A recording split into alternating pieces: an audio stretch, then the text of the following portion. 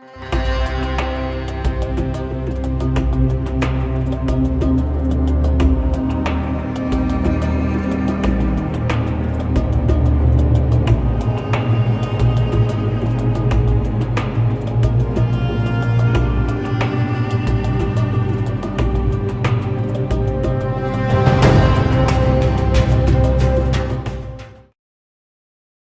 Google Local Business Directory and how it can help your business.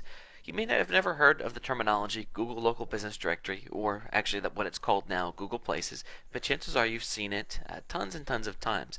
Essentially, when you go to the search engines, let's just go ahead and pick a city, say Chicago restaurants, that you're looking for a restaurant in Chicago. Again, if you're looking for a restaurant in your area, most people are going to go to a place like Google to find it. The local business results are what appear right here, and as you can see, it's front and center. It's the first thing that people see, and I can tell you, most people are going to be drawn this way to look here. So obviously getting listed in this business directory is really, really important. Now, some good news and bad news about that. The good news is that getting listed in this directory is actually pretty easy. You just go in here, fill some information out. However, the thing is, to place well, you're going to need multiple things to fall into place to be able to get exposure here. Especially, here we're looking at something like restaurants. It's very competitive. You can see here all these businesses here. Are getting a lot of traffic from getting this type of exposure. So what all goes into getting a high ranking listing here? Well, actually several things. One is you're going to need a lot of reviews. You can see here that looking down the list, 105 reviews, 160 reviews. Don't let that scare you.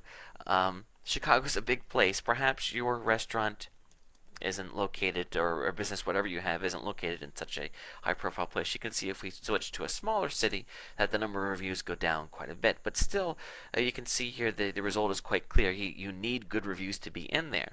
So there's actually a lot of different things that go into getting a listing to the top here, and that's a specialty thing that a service like mine provides.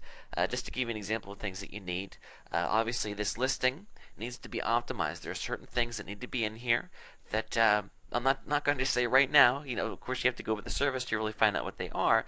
But the point is that it's things that just normally a person isn't going to know to put in. Things need to be researched, like the keywords that people are going to be using to arrive at these places, the things that you want this listing to be triggered at.